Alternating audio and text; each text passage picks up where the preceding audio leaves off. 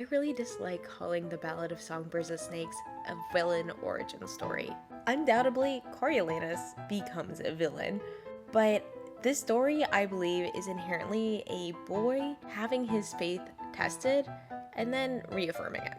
It's actually the fact that I knew he was going to be the villain. It took me 2 tries to read this. Like, I started it in 2020 and then I had to DNF it, and then I came back a few weeks ago and I read it in like a day. Because I don't think I was ready for that. Obviously, so much of what he does is bad and he's a bad person, but his faith system and his beliefs are so true, and he truly believes them because he truly believes what he's doing will bring the capital peace, especially as someone who grew up in famine and the war, and having this resentment towards the districts and the rebels for like losing his parents. I mean, obviously that's not an excuse to murder people, and he has plenty of opportunities to sort of see the light and how like the rebels are right and you shouldn't be treating people as lower than yourself. But with his upbringing and his background, like, he truly believes himself superior. He has this sense of entitlement. He others Lucy Gray in a way that she's not district to him to justify her romance. But in the end, his main belief, his main goal is to have the capital be in control so that there isn't another huge war. And he is groomed and he is tested, and he will do literally whatever it takes to achieve that goal. And that's where a lot of his villainy kind of comes in. He doesn't see people as people, he sees people as tools, and every move and counter move. You see this in Mockingjay. In the end though, his confirmation bias, his resentment, and seeing stuff in the districts and having his friends question him and his higher ups praise him for certain things and putting him through all these tests, it's insane to see, but his faith is reaffirmed, and I think he was successful in finding himself, even though it's objectively the wrong answer, but not to him. And that's why I love this book, because if Suzanne Collins can write a character who we know is so truly horrible, but he truly believes what he's doing is right and gets us to understand how he understands that, fascinating, and applause to her.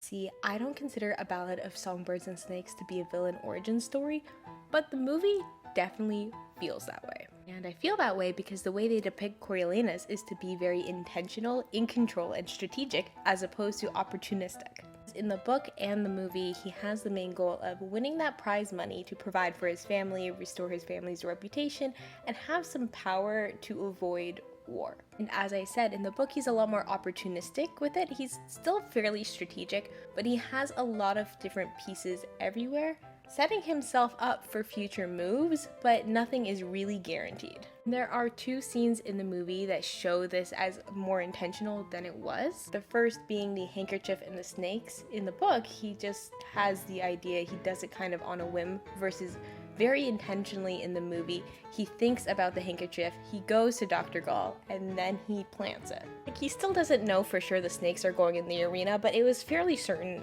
kind of at that point in the movie. And the second is the Jabberjay with Sejanus. He very much contemplates it in the book, but the main difference I see is like he sent it directly on the truck in the movie, so it will 100% get to her, versus he let it fly off to her. And with it being a bird, he's not 100% sure if the message will come across. And that is kind of important at that point because he's still not sure what the right thing he should have done was. He was okay kind of with either outcome. In any case, I think it's a pretty good movie adaptation. I think all of the Hunger Games movies are fairly true. But yeah, that was one major difference that I noticed. Coriolanus and Lucy Gray's romance was always doomed. Not to say they didn't have affection for each other, but this affection was always tainted. And that is mainly due to 3 reasons. 1, power dynamics. 2, his superiority complex over the districts. And 3, his resentment towards her.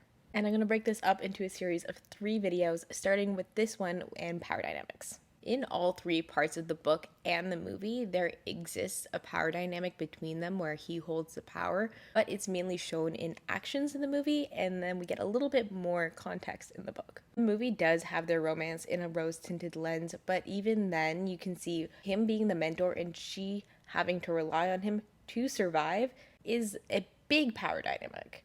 And what isn't specifically in the movie is his literal sense of ownership over her. In his dialogue in the books, he has this thought process where it's like, I own her in the Capitol.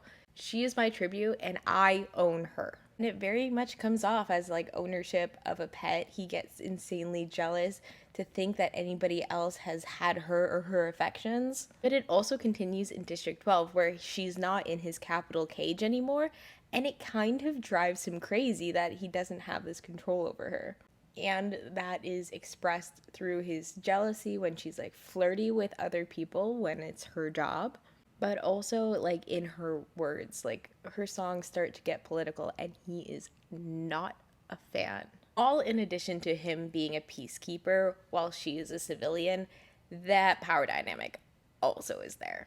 But yeah, part 2 is going to be his superiority complex, so come back to watch that one. Coriolanus and Lucy Gray's relationship was always doomed. Part 2, his superiority complex over the districts. And of course, while they did have affection for each other, it was always tainted, so let's get into this. But yeah, Coriolanus was brought up to hate the districts, but he also had so much confirmation bias of that it was kind of impossible for him to change. And that's not an excuse. Like, he had so many good people with Sejanus and Lucy Gray around him to change his mind, but like his inner dialogue, he's just so consistent, it wasn't going to happen.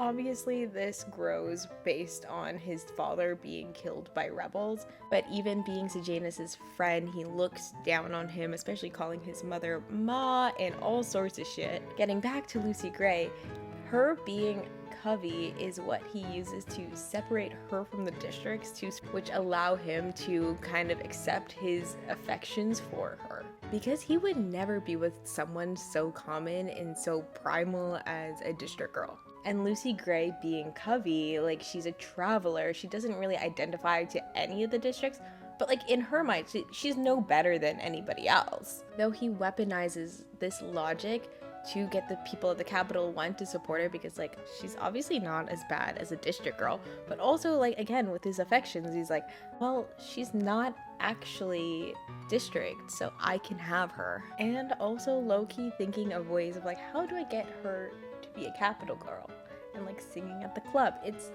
in any case, him going to become a peacekeeper and like the train going through District 8 and him having this confirmation bias of like, oh my god, the districts are so primitive, like, doesn't help.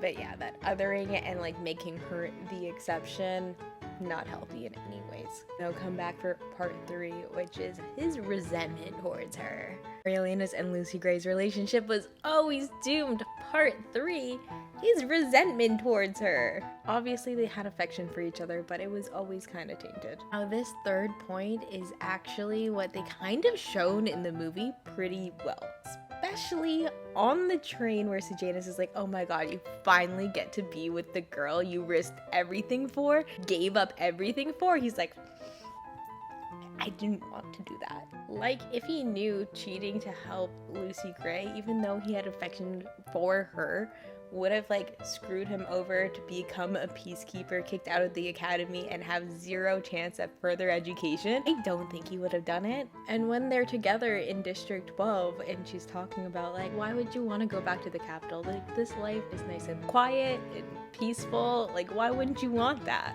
And that resentment starts to grow, and then all talking of running away, and when he kind of goes there, he's just like, I'm not cut out for this life, I don't want that, like, this is nothing that I asked for. And even with her singing, like, the more he hears her sing, and especially when it gets more political, resentment grows. He's just like, why is there always song? Like, why is there a mystery? I don't like this. Like, going through his head, like, how do I tell her I don't like this song? And I know a lot of people are upset in the movie where he kind of like walks away while she's singing the song about him. It's like, he would never do that. Eventually he would, so like I can understand how they like shorten that in the movie to show his resentment for the music. But in the book, when they get to the cabin, he's like actually thinking to himself, he's like, how do I tell her I'm just gonna go back for my promotion? And in the movie they kind of make it a little bit more explicit where she's just like, would you go back if you just got rid of the gun? And he doesn't say no. So if he stayed running away and like they didn't have that 3-person killed argument. He wouldn't have been happy. He would have resented her for the rest of his life. And if he would have actually been able to get her to go to the Capitol and like be a performer, he would never have been happy and also resented him. But yeah, it was doomed. I think they had some good moments, but it was never going to be long term.